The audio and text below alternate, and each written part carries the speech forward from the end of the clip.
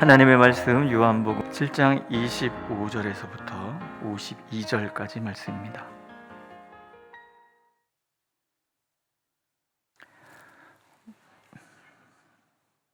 요한복음 7장 25절에서 52절 함께 읽겠습니다. 25절 예루살렘 사람 중에서 어떤 사람이 말하되 이는 그들이 죽이고자 하는 그 사람이 아니냐 보라 드러나게 말하되 그들이 아무 말도 아니하는도다.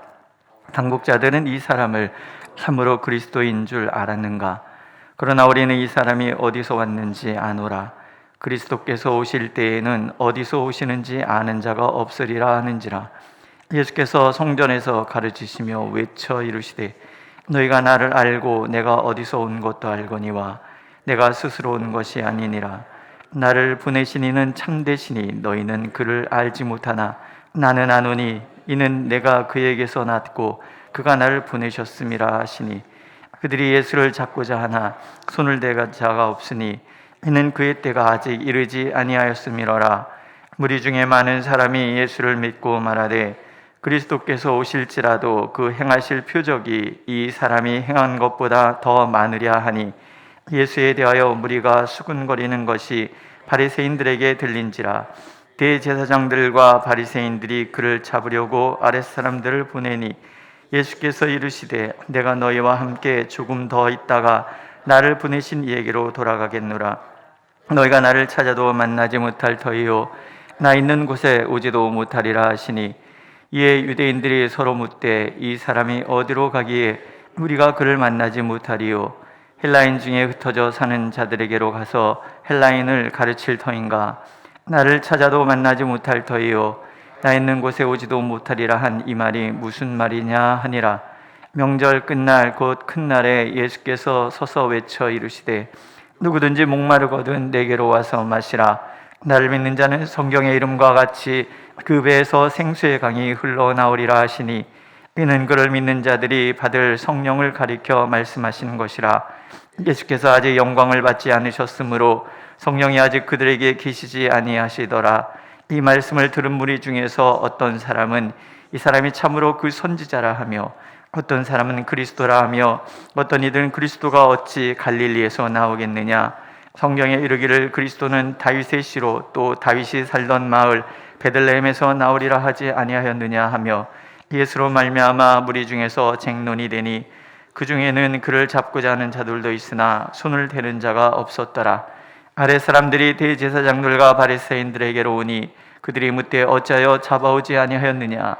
아랫 사람들이 대답하되 그 사람이 말하는 것처럼 말한 사람은 이때까지 없었나이다 하니 바리새인들이 대답하되 너희도 미혹되었느냐. 당국자들이나 바리새인 중에 그를 믿는 자가 있느냐. 율법을 알지 못하는 이 무리는 저주를 받은 자로다. 그 중에 한 사람 곧 전에 예수께 왔던 니고데모가 그들에게 말하되 우리 율법은 사람의 말을 듣고 그 행한 것을 알기 전에 심판하느냐. 그들이 대답하여 이르되 너도 갈릴리에서 왔느냐. 찾아보라 갈릴리에서는 선지자가 나지 못하느니라 하였더라. 아멘. 예수님을 거부하는 불온의 목소리들이 점점 커져가는 거죠. 사람들이 얘기합니다. 이 사람이 드러나게 얘기하는데 왜 당국자들은 이 사람 안 잡아가는가? 이런 얘기를 막 하는 거죠. 예수님을 성전 체제를 부정하는 이단아로 보는 무리들은 그래서 예수를 잡기 위해서 움직이기 시작을 합니다. 사람을 보내고 또 예수님을 체포하려고 그렇게 애를 쓰지요. 예수님이 점점 위험한 상황으로 몰리고 있습니다. 그런데 그럼에도 예수님은 성전에서 가르치시기를 멈추지 않으십니다. 이들이 예수님을 거부하는 이유 중에 하나는 그들이 그리스도께서 어디서 오는지 알고 있다라고 생각하기 때문에 그래요. 다른 말로 그리스도께서 어디서 오시는가? 라는 질문은 우리의 기대치를 이루기 위해서 오시는 분이신가 아니신가에 대한 질문이기도 하다라는 거예요. 깊은 선입견이 있어요. 두 가지인데 첫째는 그리스도는 어디서 오는지 알 수 없어야 한다라는 거예요. 그리스도께서 오실 때는 어디서 오시는지 아는 자가 없으리라. 또 하나는 갈릴리에서는 선한 것이 날 수 없다. 이 두 가지 선입견 때문에 예수님을 거부하는 거예요. 그들은 그렇게 믿고 싶은 거예요. 왜냐하면 예수님은 신비적인 존재예요. 어디서 오는지 어디로 가는지 알 수 없는 신비적인 존재. 갈릴리라는 곳은 예루살렘의 입장에서 보면 그저 변두리에 불과합니다. 도시도 다 같은 도시가 아니잖아요. 예. 제가 처음에 이제 저는 이 부천에 와서 재미난 게 뭐냐면 서울 사람들은요 종로 간다, 양재동 간다, 또는 뭐 상계동 간다 이런 식으로 얘기를 해요. 근데 부천 분들은 나 서울 간다 이렇게 얘기를 해요. 그래서 제가 그게 굉장히 낯설었어요. 근데 그럼 서울이면 다 서울인가? 아니에요. 제가 살던 동네는 서울의 변두리거든요. 시골, 부천보다도 한참 낙후된 동네. 이 다 같은 어떤 그런 것이 아니라는 거죠. 그런데 어떤 그런 선입견 같은 것들이 있는 거예요. 예루살렘 입장에서 보면은 갈릴리는 아주 시골 동네 변두리인 거예요. 시골 동네 변두리에서 뭐가 나오면 그걸 뭐라 그래요? 개천에서 용났다 그래요. 그럼 있을 수 없는 것이 낫다라는 얘기잖아요. 바다에서 용나는 것은 당연하지만 그렇잖아요? 이런 선입견이 이스라엘 백성들에게 있는 거예요. 갈릴리는 변두리에 불과한 아주 소외된 땅이란 말이죠. 주변부. 요즘 아이들이 표현하는 대로 아이들의 인싸, 아웃싸 그러잖아요. 완전 아웃싸. 그것도 찐 아웃싸. 별로 중요하지 않은 동네. 근데 거기서 그리스도가 나왔다. 이건 말도 안 된다는 거예요. 근데 그들이 모르는 것이 있어요. 그리스도는 화려한 성전에 짠하고 강림하시는 분이 아니라는 거예요. 그리스도는 왕궁 화려한 그 동네에서 오시는 분이 아니라는 거예요. 정말 그리스도는 우리가 알 수 없는 곳, 우리가 기대하지 않는 곳에 임하시는 분이라는 거죠. 성경의 하나님은 가난한 자들의 하나님이시잖아요. 고아와 과부와 나그네와 눌리고 억압당하고 의에 줄이고 목마른 자들과 함께 하시는 하나님이세요. 그런 분이시기 때문에 하나님께서는 고아와 과부, 나그네, 눌리고 억압당하고 의에 줄이고 목마른 자들이 있는 곳으로 그리스도를 보내시는 거예요. 그런 면에서 갈릴리는 참으로 하나님이 보시기에 적합한 동네예요. 선지자들이 얘기한 대로 흑암이 짙은 가난하고 병들고 목자 없는 양같이 영혼의 곤고함에 유리되고 중심으로부터 멀리 떨어져서 천대받는 사람들이 사는 그런 동네란 말이죠. 그래서 예수님 외치는 거예요. 내가 온 것은 스스로 온 게 아니다. 하나님께서 보내셨는데 그분은 참되시다. 그리스도께서 갈릴리로부터 나온 것은 참되시다라는 거예요. 왜? 하나님은 그런 하나님이시니까. 그런 의미에서 신비로운 그런 그리스도는 결코 오지 않을 거라는 거죠. 이것은 우리에게도 마찬가지예요.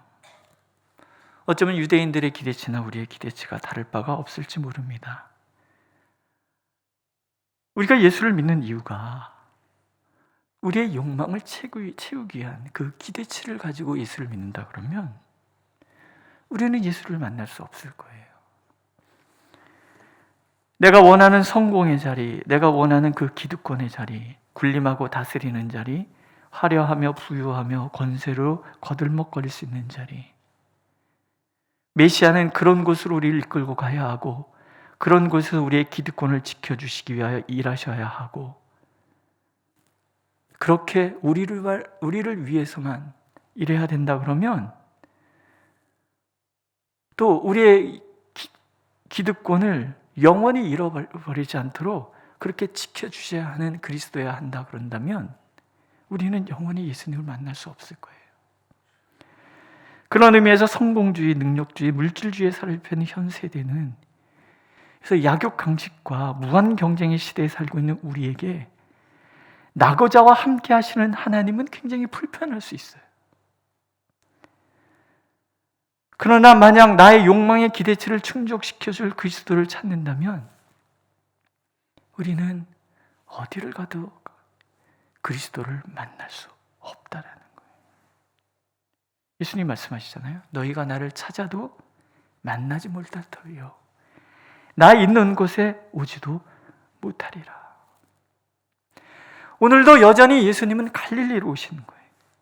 연약한 자들의 자리, 고통과 좌절로 오열하는 그 자리, 갈 바를 알지 못해서 방황하는 자리, 어둠과 눌림으로 숨이 막히는 그런 자리, 줄이고 목마른 그 자리에 오셔서 우리에게 생명 주시고 우리에게 생명수를 마시게 하시는 분으로 오늘도 우리를 찾아오시는 거예요. 낮은 자리, 갈릴리. 정말 우리가 예수님을 만나기를 원한다 그러면 우리는 갈릴리로 가야 되는 거예요. 낮은 자리로 가야 되는 거예요. 그곳에 오셔서 예수님께서는 목마른 자들에게 물을 준다고 약속하시잖아요. 누구든지 목마르거든 내게로 와서 마시라. 내게 오는 자는 그 배에서 생수의 강이 흘러나오리라. 초막절은요, 물과 관계가 됩니다. 반석에서 흘러나온 물이 광야 40년을 적셨잖아요. 이스라엘 백성들의 그 마른 목을 채워주셨단 말이죠. 그래서 초막절 명절 마지막 날은 샘에 가서 물을 가득 길어다가 송수에 붓는 그런 행사를 하는 거예요. 기념하는 행사죠. 스가랴 4장에 보면 생수가 예루살렘에서 솟아나서 절반은 동해로 절반은 서해로 흐를 것이다 라고 예언하였고, 에스겔 47장에서도 성소에서 나온 물이 흐르는데 작은 물이 흐르다가 점점점 큰 물이 되고 이 물이 닿는 곳마다 죽어간 것이 다 살아나잖아요. 예수께서는 성전에 물을 갖다 붓는 이 행사를 통해서 이것을 기억나게 하시는 거예요. 목마르거든 내게로 와서 마시라. 내가 반석이다라는 거죠. 예수님께서 광야의 그 반석이었다.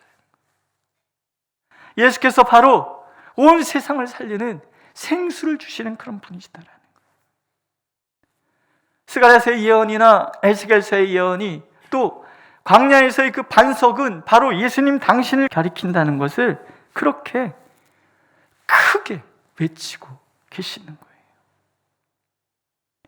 예수를 믿는 자들은 그 배에서 생수가 강같이 흘러나오리라 약속하고 계십니다. 곧 성령에 충만한 사람으로 인해서 죽어가는 모든 것이 살아날 것이다 라는 이야기를 그렇게 들려주시는 거죠. 그러나 아무나 이 생수를 마실 수 있는 것은 아니에요. 생수를 마시려면요, 첫째, 내가 목이 마르다라는 것을 인식해야 됩니다. 갈급한 자만이 물을 찾을 수 있어요. 시편 40편에 보면 목마른 사슴이 신의 물을 찾기에 갈급한 같이라는 말이 나오잖아요. 구도자, 예수님 아니면 살아갈 수 없는 사람들, 예수님을 찾아서 온 세상을 헤맬 수 있는 사람들, 마치 목마른 사슴이 샘을 찾듯이 그렇게 찾는 사람들, 그것을 인식하는 자만이 예수께 나올 수가 있는 거예요. 당시의 유대인들이나 종교 지도자들이 예수를 찾지 않은 이유는 목마르지 않기 때문에 그래요. 자신들은 목이 마르지 않다라고 착각하고 살아가고 있기 때문에 그래요. 능력의 갈급함도 마찬가지잖아요. 예수님을 갈구하는 사람만이 예수님을 찾는다는 것을 사도행전은 이렇게 얘기합니다. 하나님이 나사렛 예수에게 성령과 능력을 기름 붓듯 하셨음에 그가 두루 다니시며 선한 일을 행하시고 마귀에게 눌린 모든 사람을 고치셨으니 이는 하나님이 함께 하셨습니다. 예수님의 모든 능력의 원천이 바로 성령이셨다라는 거예요. 당연히 초대교회 제자들의 능력의 근원도 성령이셨다라는 거예요. 그러면 오늘 우리의 능력의 근원도 성령이신 거예요. 우리의 능력은 늘 고갈될 것이고 사라질 것이지만 성령께서 내게 임하시면, 예수께서 성령의 생수를 우리에게 부어주시면 우리의 능력은 고갈되지 않아요.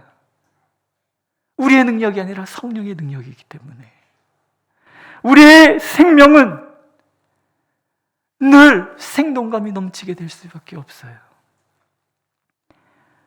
오직 성령이 너에게 임하시면 너희가 권능을 받고 내 증인이 되리라 약속하시잖아요. 스가랴서에서도 이는 힘으로 되지 아니하며 능으로 되지 아니하고 오직 여호와의 신으로 되느니라 하시는 거. 오직 하나님을 갈구하는 사람들, 목말라 애타게 찾는 사람들만이 하나님의 이 생명이 충만하게 되고 하나님의 능력이 충만하게 되는 거예요. 오늘 어떤 일도 이겨낼 수 있는 강력함으로 무장된 하나님의 사람이 될 수 있다라는 거죠. 목마른 사람은 누구나 마실 수 있는 것이 또 생수이기도 해요.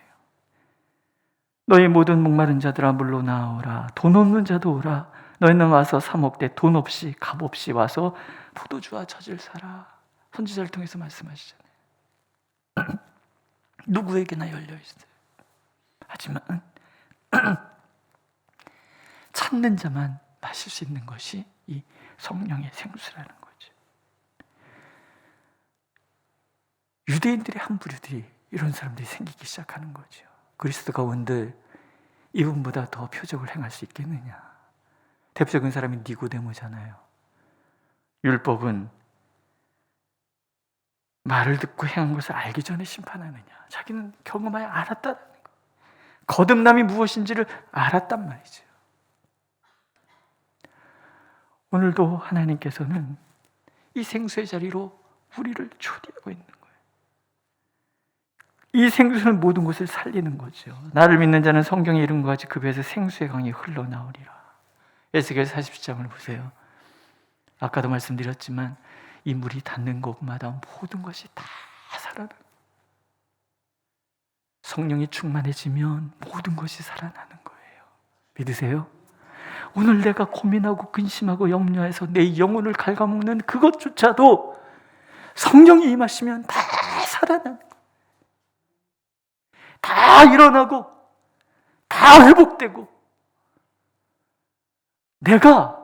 우리 교회가 생동감이 넘치고 하나님의 능력으로 가득한 사람, 가득한 곳이 되려면 답은 한 가지밖에 없는 거예요. 예수께서 부어주시는 성령으로 충만해지는 거예요. 우리의 기도는 한 가지인 거죠. 주여, 저에게 성령의 충만함을 허락하여 주옵소서. 우리 교회가 성령이 충만하게 하여 주옵소서. 우리 교회가 성령이 충만해지면 이곳을 통해서 죽어가는 이 세상에 살아나는 거죠. 여러분, 그런 꿈 안 꾸십니까? 이 민족의 교회가, 우리 교회를 통해서 살아나는 역사가 시작되게 해주시옵소서. 교회 역사 속에는 그런 일들이 많이 있어요. 어느 날 동시다발적으로 왕창 성령이 내리는 것이 아니라 어느 한 지점, 어느 한 사람, 어느 소수의 무리가 모인 곳에 성령이 임하시는 거예요. 그리고 그 여파로 주변이 살아나고 주변이 살아나고 주변이 살아나고, 그러면서 전 세계적인 영적 대각성 운동이 확 휩쓸고 지나가는 거예요. 거의 100년에 한 번꼴로 그런 일이 있었거든요. 그런데 21세기에 접어들어서 아직 그런 일이 일어나지 않고 있어요. 지난번에 이란 선교사님이 오셔서 이란에 그런 일이 지금 일어나고 있다고 그러잖아요. 여러분, 지도를 한번 쫙 펼쳐놓고 보세요. 예수 믿기가 자유로운 나라가 몇이 되나? 몇 안 됩니다. 그 중에 한 나라가 대한민국이에요. 우리 예수 믿는다고 공개적으로 핍박당하지 않습니다. 그렇죠? 우리나라처럼 마음껏 예수 믿는 나라들이 많지 않습니다. 그러면 성령의 대각성운동이 시작되는 곳이 어디겠습니까? 저는 21세기에 영적 대부흥이 일어나는 곳도 대한민국이라고 생각해요. 그 중심에 우리 교회가 있기를 바라는 거죠. 기도하시는 거예요. 이곳에 성령의 생수가 가득한 곳이 되도록, 우리가 그래서 하나님의 능력으로 무장된 그런 성도 교회가 될 수 있도록, 오늘도 예수님 말씀하시잖아요. 오늘 보면 예수님께서 성전에서 가르치시면 외쳐 이르되, 외친다는 얘기는 사람이 많아서 큰 소리로 얘기하는 거예요. 누구든지! 막 이러면서 외치는 거예요. 저는 목소리가 작아서. 수많은 사람들이 올렸기 때문에 외치기도 하시지만 예수님은 갈급하신 거예요. 어쩌든지 예수님을 거부하는 무리들을 돌려세워서 이 유대가, 예루살렘이 하나님이 말씀해 주신 것처럼 온 세상의 중심, 정말 생수의 강이 넘쳐 흐르게 하는 그런 원천이 되게 하시기 위해서 예수님은 목 놓아서 외치고 계시는 거예요. 오늘도 우리에게 마찬가지인 거죠. 오늘도 예수님 우리를 목 놓아 부르고 계시는 거예요. 성령의 생수를 마시라, 영의 양식을 먹어라, 그래서 회복되어라, 일어나라 외치고 계시는 거예요. 오늘 우리 교회가 그런 교회가 되도록 하나님께서는 우리를 목 놓아 부르고 계시는 거예요. 스스로 교만에 빠져서, 선입견에 사로잡혀서, 욕망에 사로잡혀서 예수님을 부인하고 거부할 시간이 별로 없는 거예요. 오늘도 하나님께서는 우리 예언 참된 교회가, 온 성도들이 그렇게 하나님 앞에 전심으로 우리의 목마름을 인식하고 우리에게 생수 주시는 그분에게로 전심으로 나오기를 간절히 원하고 계십니다. 기도하겠습니다. 누구든지 목마르거든 내게로 와서 마시라고 말씀하시는 하나님, 영혼의 목마름이 더 깊어가는 때를 우리가 살아가고 있습니다. 주여, 우리가 목마르오니 우리를 주님의 생수로 가득 채워주옵소서. 우리 교회에 주님의 생수가 차고 넘치게 하여 주옵소서. 예루살렘 성소에서 물이 솟아나서 온 죽어가는 세상을 살려냈던 것처럼 우리 예언 참된 교회에서로부터 생수의 강이 넘쳐 흘러 죽어가는 이 세상을 살리는 일에 우리가 쓰임받도록 주여 우리에게 성령의 생수를 부어 주시옵소서. 예수님의 이름으로 기도드렸습니다. 아멘. 하늘에 계신 우리 아버지, 아버지의 이름을 거룩하게 하시며 아버지의 나라가 오게 하시며 아버지의 뜻이 하늘에서와 같이 땅에서도 이루어지게 하소서. 오늘 우리에게 일용할 양식을 주시고 우리가 우리에게 잘못한 사람을 용서해 준 것 같이 우리의 죄를 용서하여 주시고 우리를 시험에 빠지지 않게 하시고 악에서 구하소서. 나라와 권능과 영광이 영원히 아버지의 것입니다. 아멘.